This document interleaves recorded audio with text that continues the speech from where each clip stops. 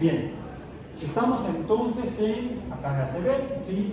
Estamos a 26 de mayo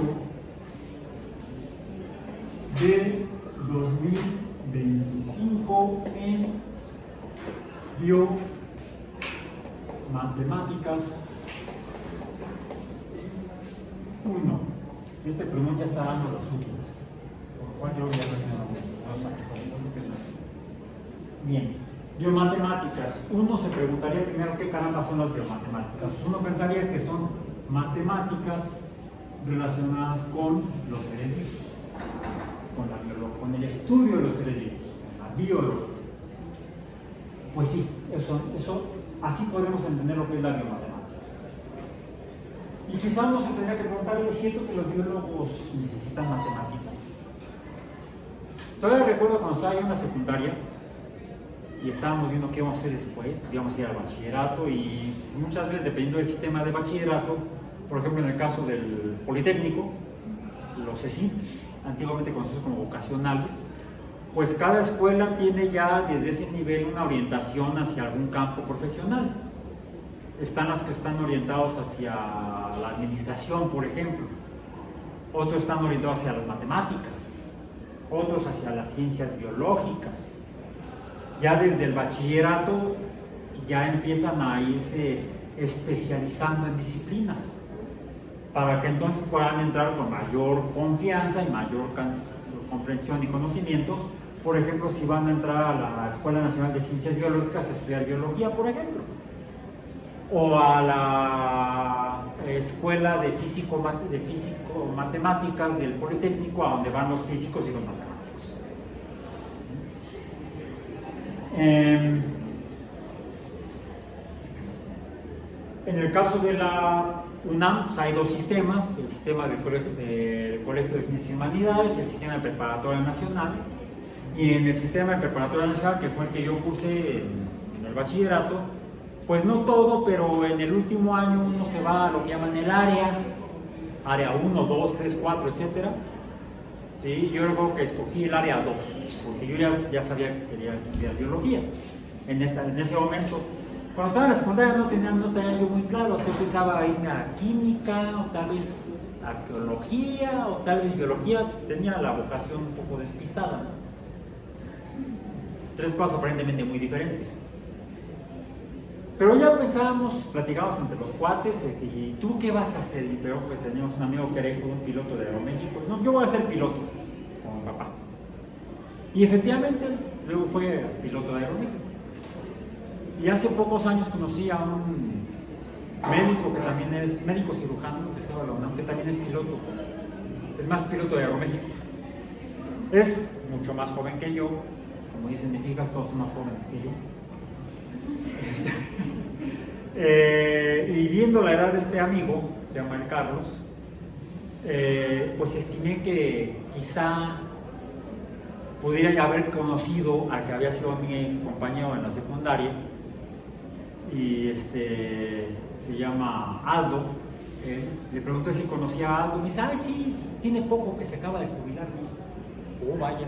Si no, el que sigue trabajando y es piloto es su hijo. O sea, el abuelo piloto, el papá piloto, el hijo piloto.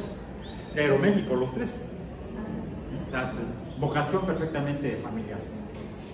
Y así como decía que iba a ser, Aldo decía que él quería ser piloto, pues otros decían, no, yo quiero ser médico y yo voy a hacer no sé qué, yo no sabía. Y alguien por ahí dijo, no, yo voy a estudiar biología. Le pregunto, ¿por qué? Es que no quiero volver a ver nada de matemáticas. Estaba peor que yo. Sí. Porque cuando finalmente entro aquí a la UAM, a la licenciatura en biología, lo primero que me tocó en el primer trimestre fue biología general, química general, química orgánica y matemáticas. Bolas. En todas me fue muy bien. No, mentira, no, déjame ver. No fue biología, no acordé. Fue bioquímica. Bioquímica 1. Era matemáticas, química general, química orgánica y bioquímica, o sea, las tres químicas juntas. Donde sobreviví, tuve ese, fue en bioquímica. Todavía antes del último parcial estaba yo muerto. Entonces sobreviví en el último parcial. No me arrepiento de ello, tampoco siento vergüenza alguna, porque terminé sintiéndome yo premio Nobel, un candidato a premio Nobel, porque me tuve que poner a estudiar más. Memorizar el maldito ciclo de Dios. Cuando entré a trabajar después, 4 años después, y me mandaban a dar clases de bioquímica y de química orgánica, me di cuenta que no tenía por qué haberlo memorizado. Al dar química orgánica y bioquímica al mismo tiempo, me di cuenta que el ciclo de Krebs no era más que una serie de oxidación de grupos orgánicos, funcionales orgánicos. ¿Por qué no me lo dejaron así entonces? Ok. Entonces, mucha gente piensa que cuando estudias biología no requieres matemáticas y viven en el error, porque de hecho la biología como ciencia tiene antecedentes que ya son matemáticos y que incluso tienen que ver con el primer tema de nuestro curso de biomatemáticas, que es interesante porque la primera parte del curso de biomatemáticas 1 aborda un tema, aborda un tema que estudia aquello con lo cual los humanos fundaron las matemáticas como actividad humana, digamos. ¿Sí? Hace 5.000 años, cuando se sentaron los primeros pueblos a construir ciudades en Mesopotamia, además de haber desarrollado durante algunos miles de años antes la agricultura y la ganadería, y ya llegaron a dominarla de modo tal que podían asentarse en un lugar cerca de un río, eso sí, porque necesitaban agua para la agricultura y para la ganadería y para ellos mismos. Como producían suficiente alimento para los habitantes de esa población, de ese asentamiento, pues tuvieron que aprender a distribuirlo y a manejarlo. ¿Y qué usaban para eso? ¿Cuánto grano producimos? ¿Cuántas personas viven aquí? Hablar de cuánto es hablar de números. Y no solamente los números, sino hacer algo con los números. Juntar números, separar números, sería aritmética. La aritmética formalmente la fundan los mesopotámicos, las ciudades, los pueblos mesopotámicos asentados a las orillas de estos dos ríos, en el suroeste de Asia, en Mesopotamia, en las riberas de los ríos Tigris y Éufrates. Entonces desarrollan la aritmética.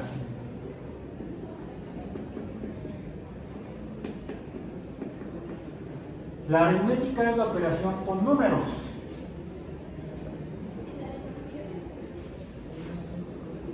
Donde agregamos números o quitamos números. Son dos de las operaciones aritméticas básicas: la adición y la sustracción.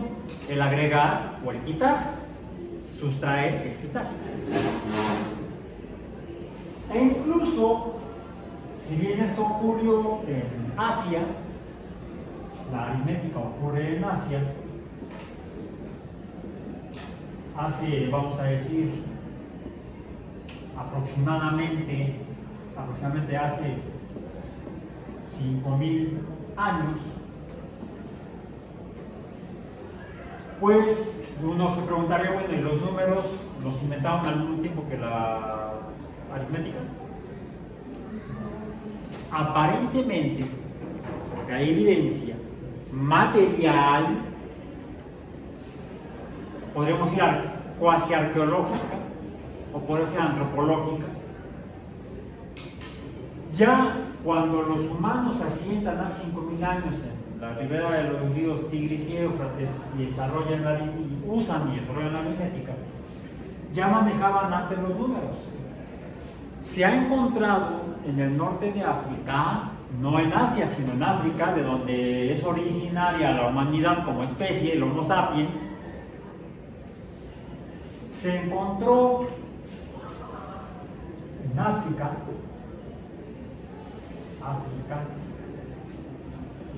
tilde en la A, de aproximadamente hace 10.000 años,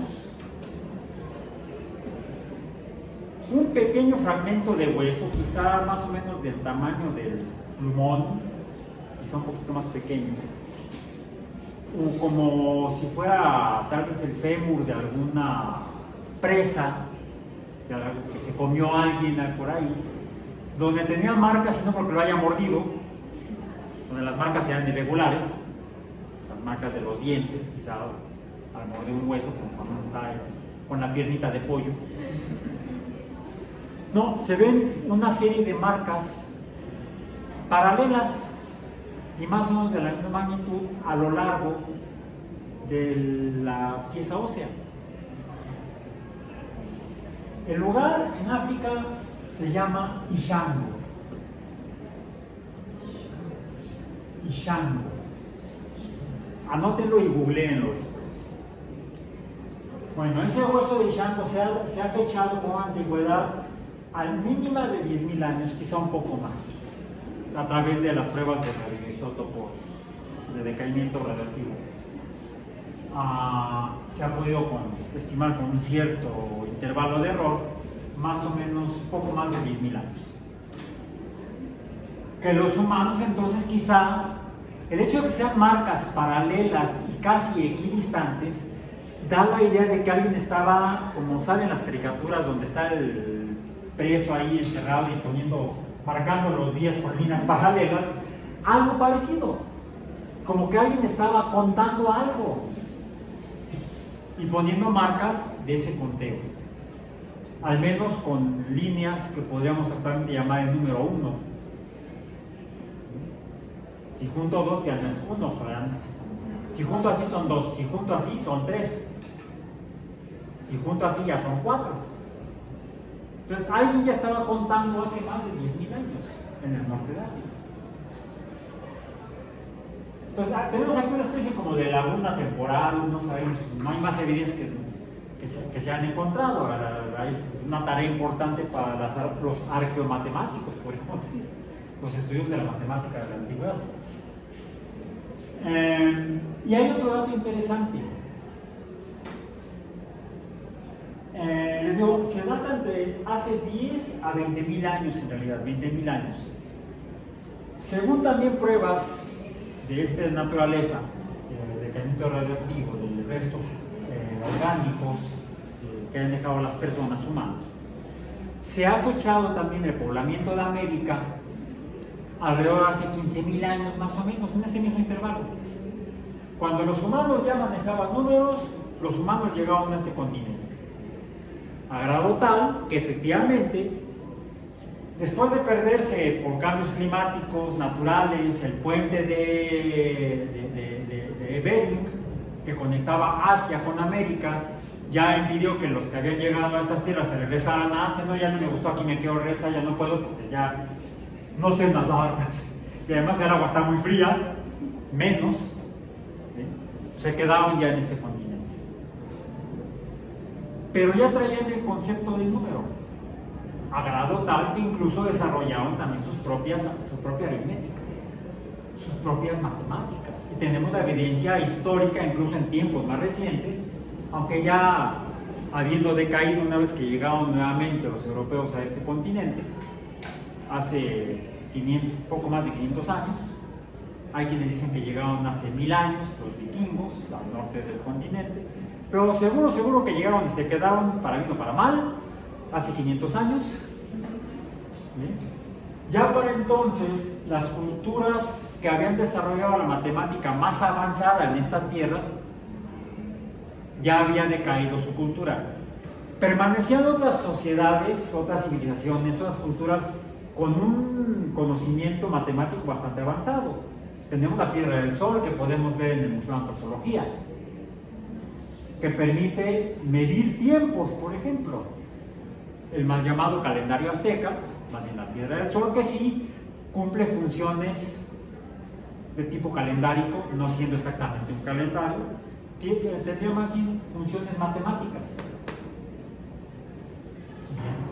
Pero no es el mejor sistema matemático que se manejaba o se había manejado en estas tierras, lo cual se hizo hacia allá, hacia el este. Porque al este de la Ciudad de México, el problema es que se atraviesa la parte sur del Golfo de México, entonces habría que ir nadando. O nos vamos por carretera, aunque tengamos que curvear, o nos vamos en el Tren Maya, o en avión.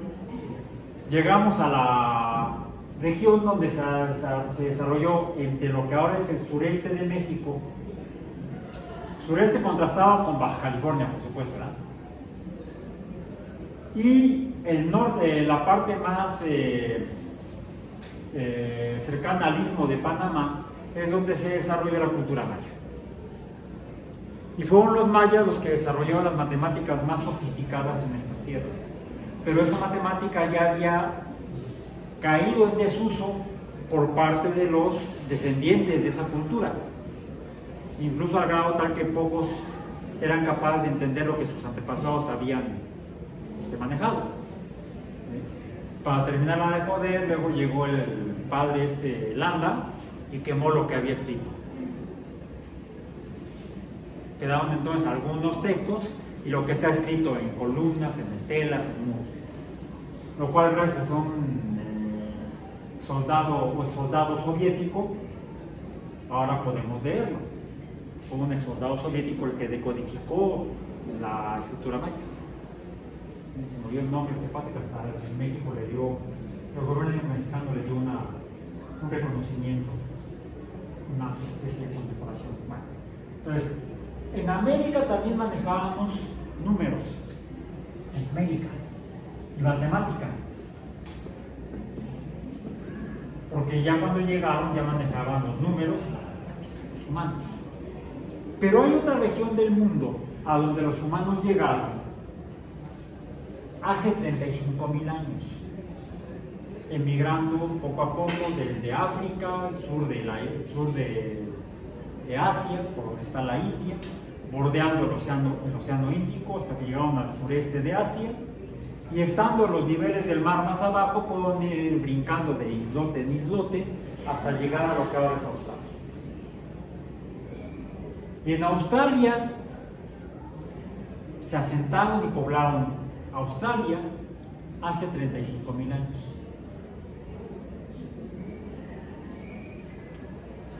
Los primeros pueblos originarios de Australia se asentaron ahí hace 35.000 años. El nivel del mar sube, les pasó como a los americanos por el estrecho de Bering, ya no pudieron regresar fácilmente. Quedaron aislados del resto de la evolución humana, cultural. Las culturas australianas no manejan los números, las originales no manejan números, no tienen el concepto de número, no cuentan, pero describen su entorno a través de lo que ven mediante sus características cualitativas más no cuantitativas. Tienen mapas, desarrollaron geografía. No hubo grandes civilizaciones, aún y menos después de la llegada de los europeos. Sin embargo, desarrollaron sus propias culturas. Pero las culturas carecían de matemática. Su forma de interpretar del mundo es cualitativa, no cuantitativa. Interesante. Ok. Los números de todos los humanos los desarrollan hace 5.000 años, los empiezan hace 10.000 años o más, los empiezan a usar y desarrollan la primera herramienta básica de las matemáticas, que es la aritmética, y muy probablemente junto con la aritmética la geometría. Porque ambas en conjunto son usadas para desarrollar posteriormente, o con ellas quizás simultáneamente, la astrología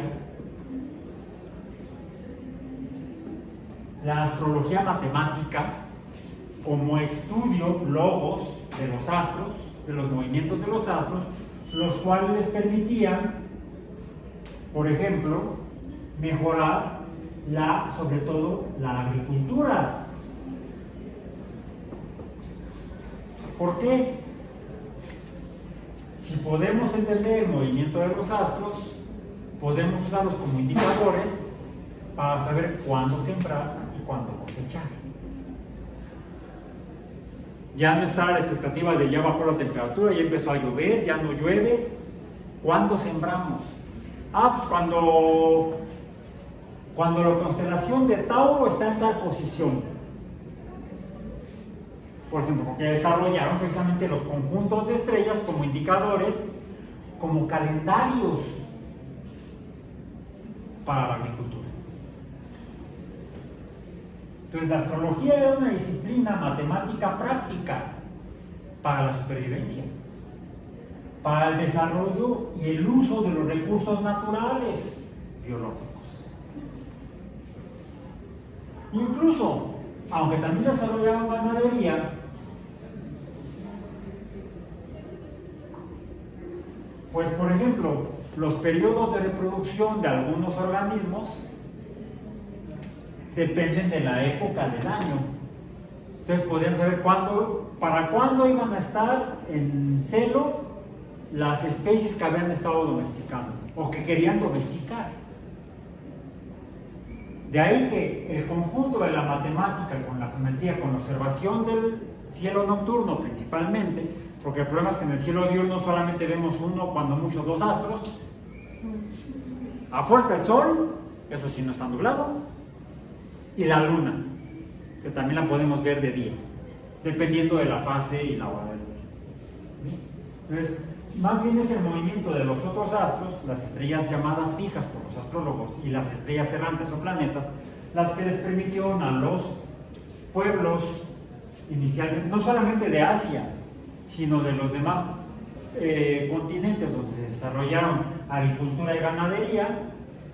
Curiosamente, en Australia no se desarrollaron agricultura y ganadería, seguían siendo pueblos de cazadores recolectores cuando llegaron los europeos hace 400 años más o menos a las islas del Pacífico. En el resto de los continentes, en África, en Asia, en Europa y en América, se desarrollaba una agricultura y ganadería formal. Y no casualmente, las sociedades en esos 4 continentes desarrollaron también aritmética, geometría y astrología. La herramienta intelectual básica de la astrología es la aritmética y la geometría, juntas, utilizando números. Entonces los humanos se volvieron duchísimos en el manejo de números, para usarlos para obtener información útil, para hacer cosas.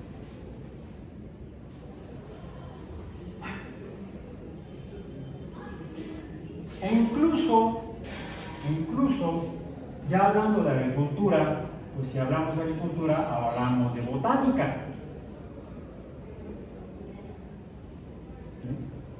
E incluso, hablando de botánica, también hablamos de medicina. De la malaria. Bueno, muchos humanos ya no hablando de hace 5.000 años, sino hablando de hace 300 años aproximadamente. Aunque ya la medicina también es más antigua, tenemos evidencia de que también en Mesopotamia ya había médicos y en el resto de las sociedades se desarrolla la atención a la salud mediante hierbas y otras demás hierbas. Pues estas disciplinas son de las que se empiezan a desarrollar quizá hasta como oficios o profesiones. Tenemos matemáticos, tenemos geógrafos, porque ya la geometría implica la geografía. ¿Qué significa la geometría? Es la medición de la Tierra. Entonces tendríamos la geometría, la geografía, la medición y descripción de la Tierra. Y los geómetras y los geógrafos sean prácticamente lo mismo, y los matemáticos. aplicaban la matemática para el conocimiento de la Tierra. Mencioné hace un momento, antes de comenzar formalmente, por ejemplo, Aristarco de Samos, Aristarco de Samos había sido astrólogo.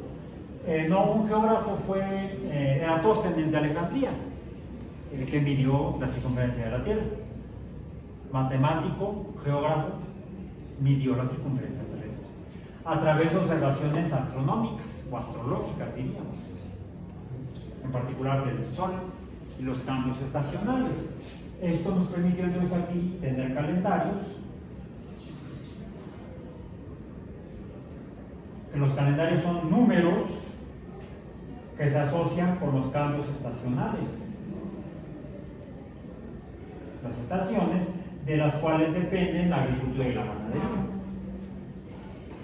Pero tendríamos ya algunos oficios especializados: los matemáticos, los geógrafos, los astrólogos, los médicos y los botánicos casi siempre eran lo mismo. Y esto llevó a que quizá por ahí salió un botánico y médico ya en Europa, también en Europa, se llamaba Carl von creo que es con doble N. Si no, corríjanlo, googleenlo. Carl von Linnaeus, sueco, bueno, nórdico, vamos a decir, porque ha sido hundidos países, de repente se juntan, de repente se separan.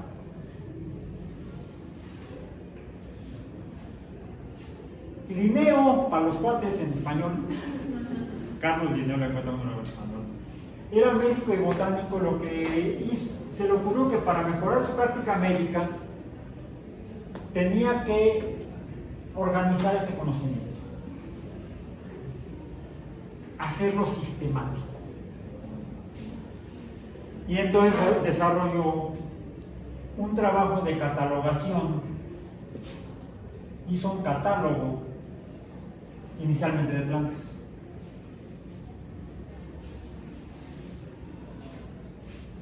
¿Qué es un catálogo de plantas? Esto lo llevó a organizar en grupos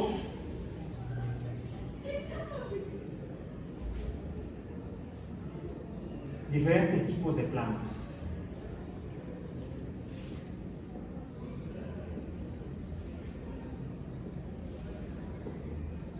Plantas A, plantas B, plantas C. Grupos diferentes. Fue el primero que organizó de manera sistemática para que se entendieran él y sus colegas médicos y botánicos qué planta, la infusión de qué planta estaban usando para tratar algún padecimiento específico y no confundirla con otra. Porque a mí me ocurrió algo similar hace algunos años cuando empezaba Internet, finales del siglo pasado. Se me ocurrió hacer, por cuestiones prácticas, empezar a hacer sitios web en los que ponía yo los materiales ya no para fotocopiar allá afuera a mis alumnos, los materiales, pues daba yo química orgánica, bioquímica, y había que leer algunos artículos, tener los manuales de las prácticas.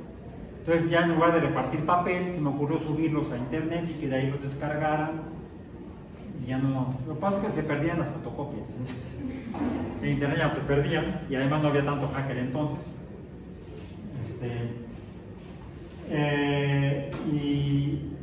Dije, ok, para un asunto práctico mío con mis alumnos. Sin embargo, tiempo después me topé con la sorpresa de que me llegó un correo electrónico donde me decía: profesor Alba, muchas gracias por su sitio web, está muy interesante, soy el profesor fulanito de tal de la Universidad de Lima en Perú. Oh, me acordé que era Internet, una red internacional. Es lo que significa Internet, es la red internacional de computadoras. Pues gracias por usar, qué bueno que les resultó útil. Luego venía abajo y decía, nada más que les doy a dar clase de bioquímica, teoría de laboratorio, y me puso ahí, nada más que tengo una duda en cuanto a la práctica de tal experimento. ¿Cuál es? Si en el tema de enzimas usted usa, ahí decía usted pone una práctica de obtención de enzimas a partir de chícharos, peroxidasas de chícharos. Y tengo una duda, ¿qué son los chícharos? Me acordé que en diferentes lugares le llaman diferente a las mismas plantas. Gracias, profesor, por su correo. Los chícharos son los guisantes. Pum, enviado. Ya. Asunto resuelto. A la semana siguiente recibo otro correo del mismo profesor. Gracias, profesor, pero ¿qué son los guisantes? La madre. ¿Cómo le dicen eso en Perú? No te dan ni idea. Ay, Raúl, y dices que eres biólogo. A ver, profesor. Lo que se usa se extrae la peroxiasa de Pisum sativum. Me acordé del Linneo. Gracias, profesor.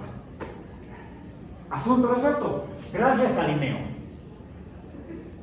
300 años antes de Internet. Bueno. Ok. Esto ya es biología. ¿Qué tiene que ver con la matemática y con los números? Esto les digo, Linneo fue aproximadamente, si no me equivoco, el dato está en el documento PDF que está en el CIPI, ya lo pueden descargar. Creo que eso fue, no me acuerdo porque no me lo sé de memoria, de mi edad menos, mi Alzheimer acaba de estar peor. Fue en el siglo XVIII. Ahí está. En el siglo XVII. ¿No dice ahí? XVII. XVII. Es que estos son los números de los europeos. Los números romanos.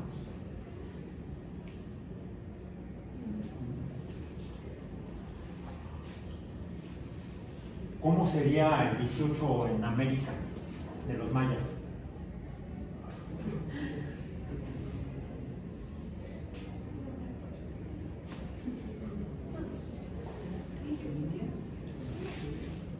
Corríjanme. Creo que es así. Porque creo que el 5 es con una raya horizontal. Y las unidades o los unos son puntos. Sí, es así. ¿Sí? Ok. Esto sería maya, esto sería romano. Todavía los encontramos, es más, antes de esto, y debido a los asiáticos, los europeos tuvieron que usar otro tipo de números. Eso fue no en el siglo XVIII, aunque todavía se resistían, sino en el siglo, me parece que por ahí debe haber sido por ahí del siglo XII más o menos, que llegaban asiáticos a comerciar con los europeos, pero venían manejando un sistema de representación numérico distinto. De acá. Estos son números mayas, estos son romanos, estos son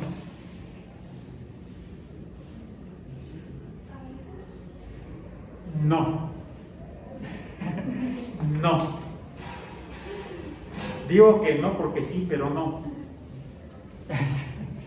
Los europeos los conocieron debido a los árabes, que sí venían de Asia, pero los desarrollaron originalmente los indios de la India. Los indios de la India. Hay un documental, luego se los voy a compartir en el sitio, que se llama La historia del uno. Es un documental inglés. El presentador incluso falleció hace poco.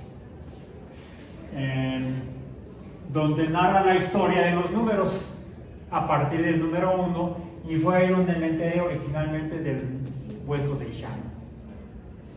Ya después de haber visto ese documental en la tele, me puse a investigar y ya lo encontré, la información documental, formal. No creas lo que ves en la tele, depende. Están como, no creas lo que ves en YouTube, o sea, lo que suba yo al rato a YouTube, no lo crean. No, pues depende de a quién están viendo y qué están diciendo. Sin embargo, siempre hay que cotejar.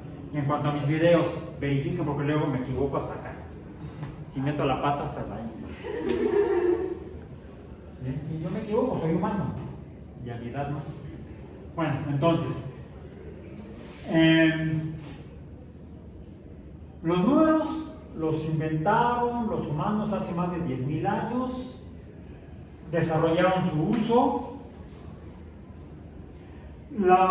también desarrollaron el conocimiento de las plantas y de los animales, viene hasta en el libro ese mágico, cómico mágico musical, la Biblia.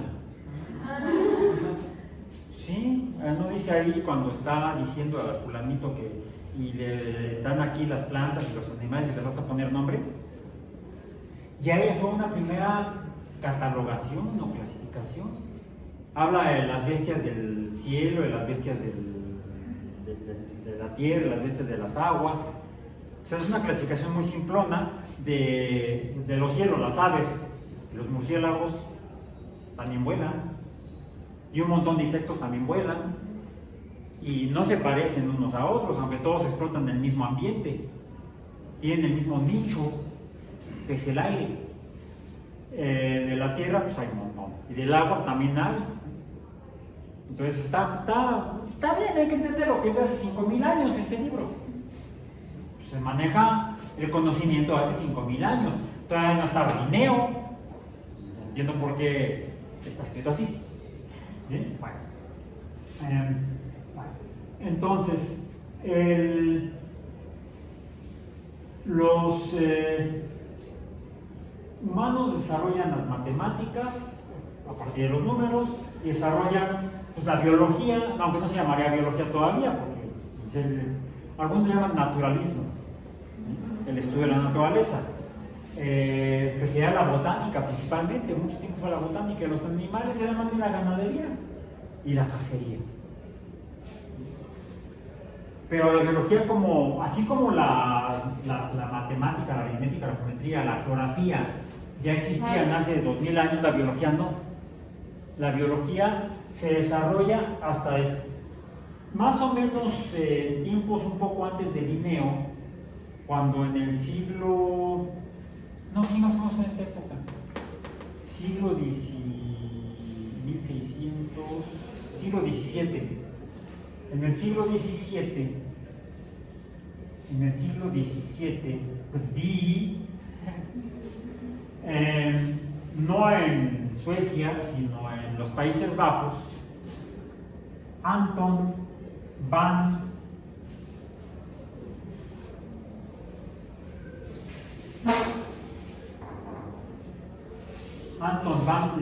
Leeuwenhoek, dicen que así se dice en holandés, y Robert Hooke, pero con E al final, si no sería el Capitán Garfield.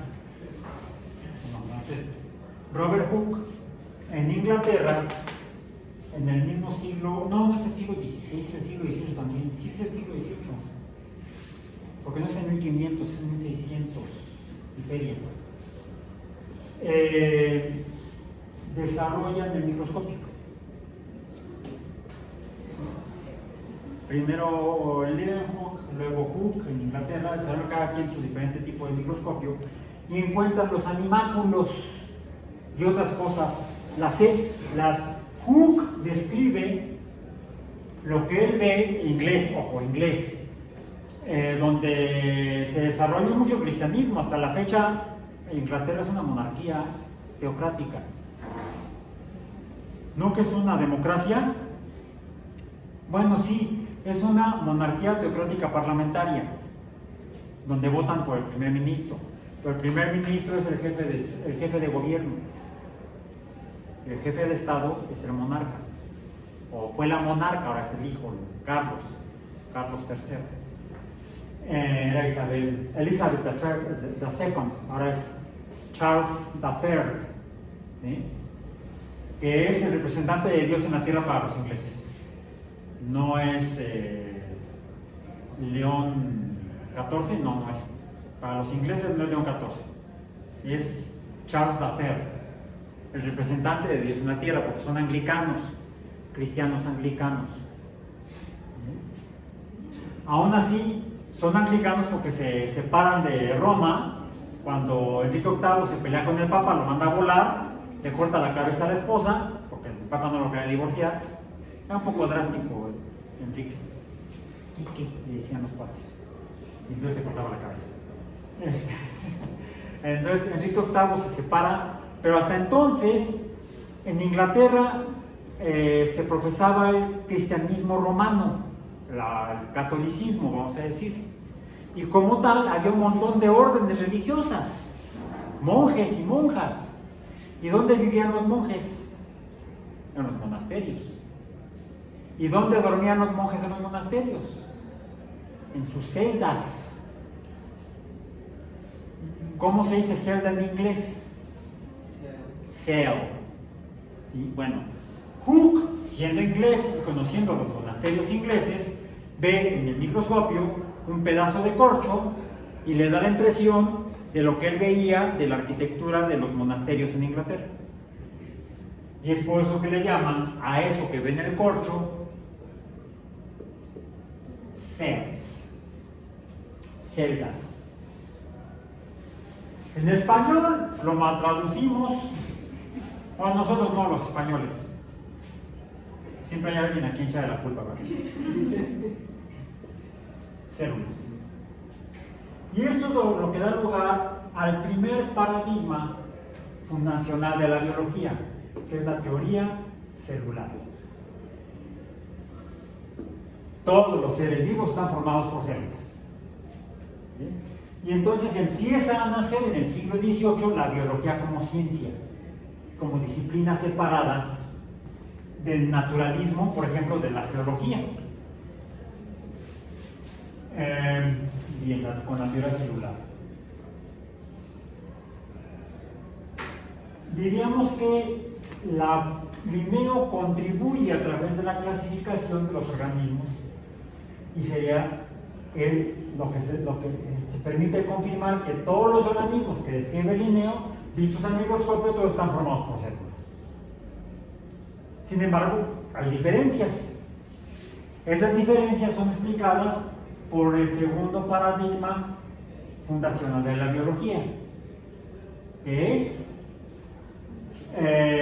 conceptualmente sería el segundo, aunque históricamente es el tercero, que es la teoría genética. La teoría genética explica la diversidad de los organismos. ¿Por qué hay diferentes células? Porque tienen genomas diferentes. Cierto, esto lo entendemos hasta el siglo XX, pero el fundamento básico lo desarrolló Mendel en el siglo XIX. La teoría genética es postulada en 65, en 1865, por Gregor Mendel. ¿Vale? Sí.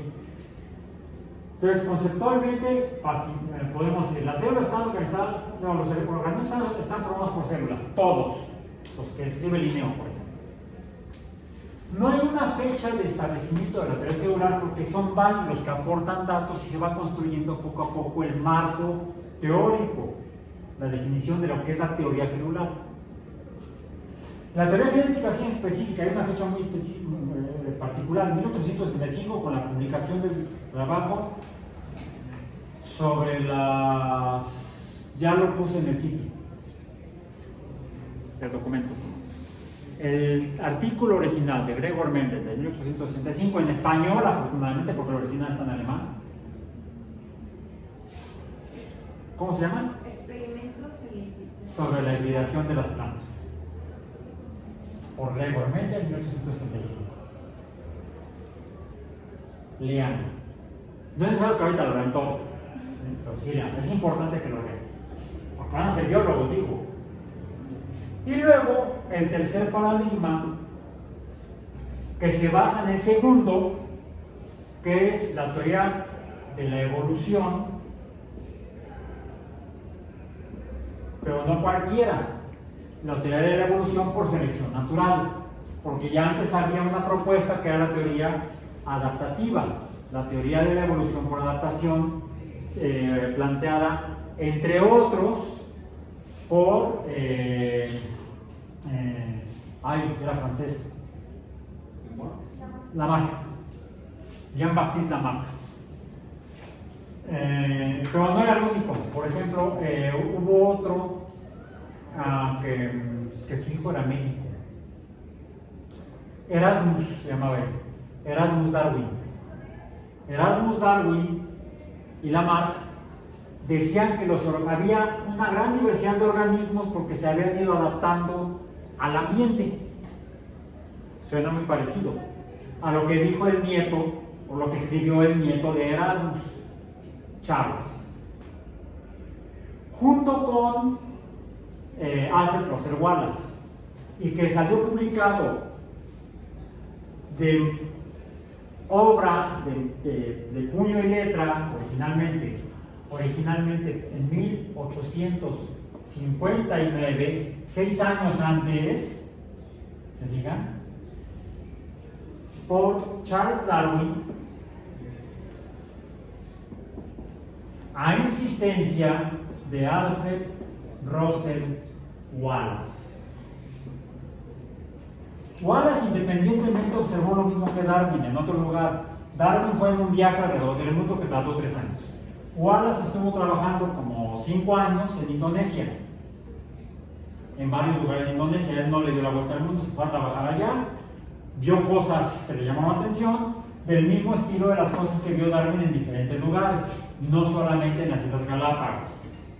Lo observó en toda Sudamérica, en las costas de Sudamérica, del Atlántico, del Pacífico, en las Galápagos y en otras islas que también le corrió ya más hacia Indonesia. Y con fenómenos que él observó de la cría de ganado en Inglaterra.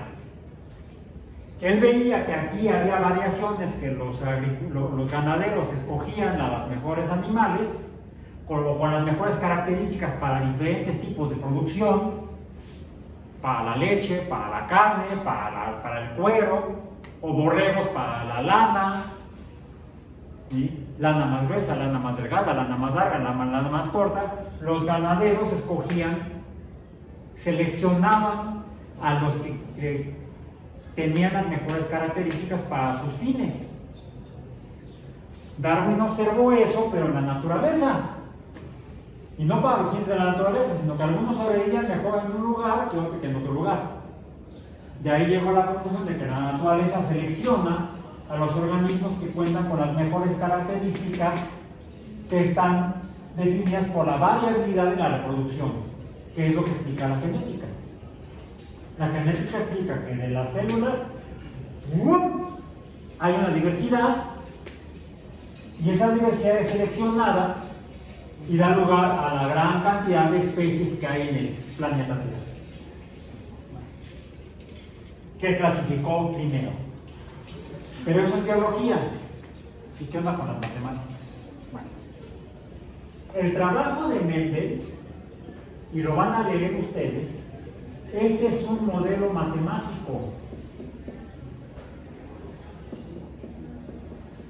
Y por eso es que los botánicos a los que se los presentó en 1865 no entendieron ni madres. Porque los botánicos no manejaban la matemática que manejaba Mendel. Mendel había estudiado física en la universidad, a donde lo mandaron de la orden en la que trabajaba él, a la que pertenecía en Moravia. Él entró al monasterio a Moravia porque venía de una familia muy pobre que no iba a poder pagar su educación, me lo metieron al convento y él ahí se educó y ahí lo enviaron a la universidad. Y estudió física con Doppler. O sea, no fue con cualquier maestro. De ahí que tuviera un manejo matemático muy avanzado para su época. Y el artículo sobre la hibridación de las plantas no es un artículo botánico, es un artículo matemático. Primera actividad de nuestro curso, lean a Mendel. Nos vemos el miércoles. No, nos vemos mañana. Mañana a las 3 aquí nos vemos.